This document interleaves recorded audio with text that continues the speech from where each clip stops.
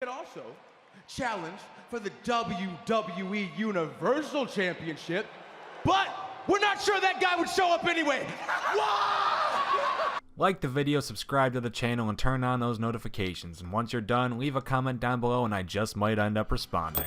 No matter how massive a wrestler may eventually become, everyone has to start out somewhere, and almost always that's at the very bottom. Yes, like all things in life, there are exceptions, with Ronda Rousey immediately springing to mind, but in most cases, wrestlers find themselves climbing the undercard ladder before achieving true success within WWE. That being said, some wrestlers started even lower than the undercard and were just straight up jobbers. Let's talk about those guys. I'm D Wicket and these are the 10 wrestlers who started out as jobbers. Number 10, Kane. Jesus Christ, Kane had an awful career before being Kane. At different points in his career, Glenn Jacobs was a dentist, a Diesel cosplayer, and a fucking haunted Christmas tree. And believe it or not, it never gave the man very much success. Oh, and just as a bonus, The Undertaker was originally known as Kane the Undertaker. So there's another just big fuck you to the man who would eventually become the Big Red Machine. While his win-loss record was always spotty as the Demon, there's a reason he stuck with that one for 2 decades and not Krampus's less scary uncle.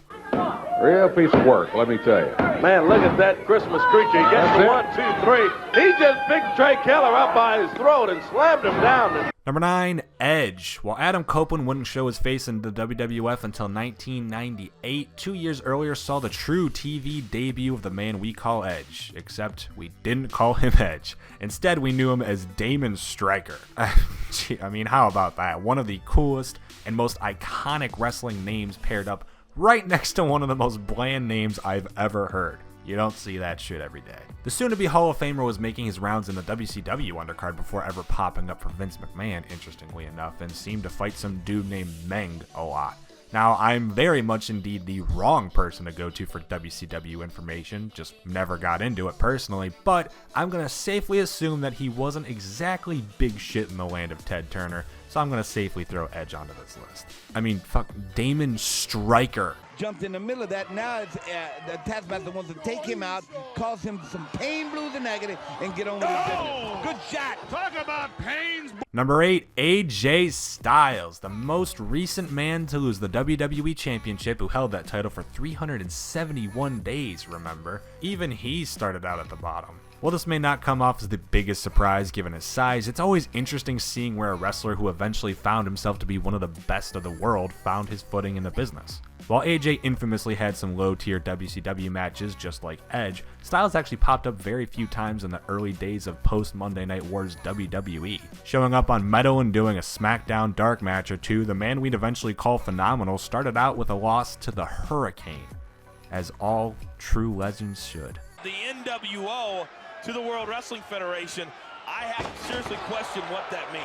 Well, you know, I don't know much about wait a second, here's a cover, hook like 2. And Number 7, Kevin Nash debuted in WCW with an orange mohawk, and he was half of the team that was known as the Master Blasters, right? That's number 1. Number 2, he dyed his hair silver and started calling himself Oz, and was being managed by someone called the Great Wizard, right?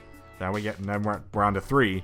Vinny fucking Vegas. Vinny Vegas. Is it a surprise to anyone that his first WCW tenure was a complete, total, utter, unredeemable flop? He's going for Snake Eyes. He's had just about enough here. There it is. Vegas, after Snake Eyes, makes a cover. And this one's over.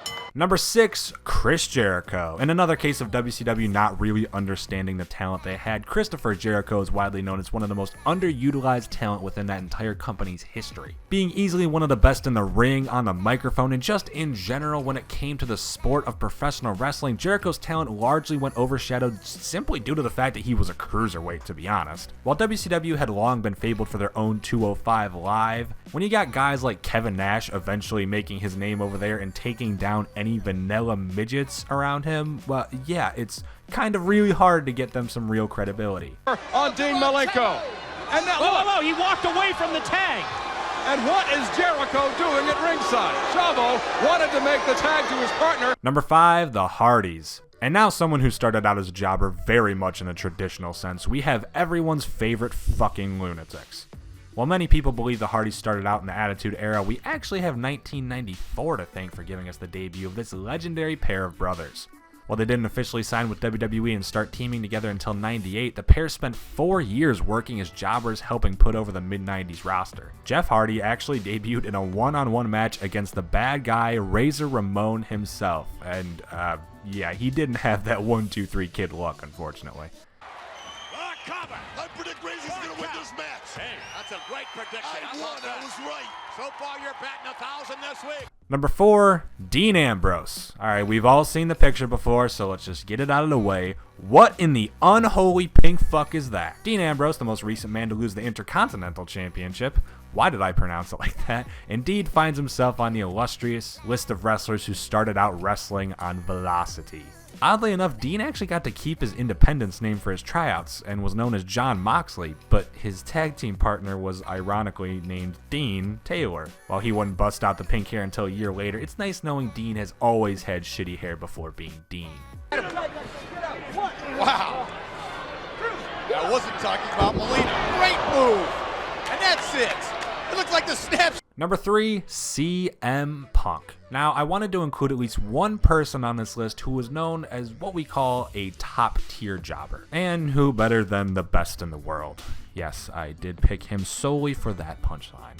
Top-tier jobbers aren't jobbers per se, but they fulfill the exact same purpose as a jobber. Holding a place in the upper mid-card to the main event, they'll usually obtain just enough success to be worth jobbing out to someone WWE wants to put over, but they'll never really be the highlight, or the main appeal, or the draw. You get what I'm saying. This was Punk's position for the first few years he spent on the main roster. You know, he could get wins over someone like Shelton Benjamin, someone even more dead in the water than he, but put him against like a Triple H, an Undertaker, or anyone of that sort, and they would always come up winning.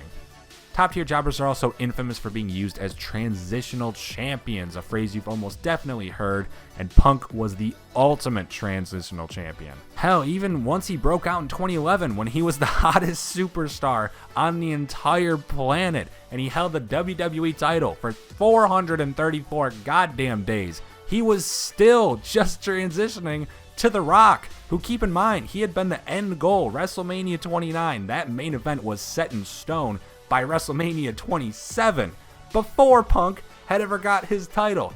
That is jobbing to a downright scary degree, and I understand why he left more and more every single day. Rock should be going to WrestleMania. Here's the count. They did it.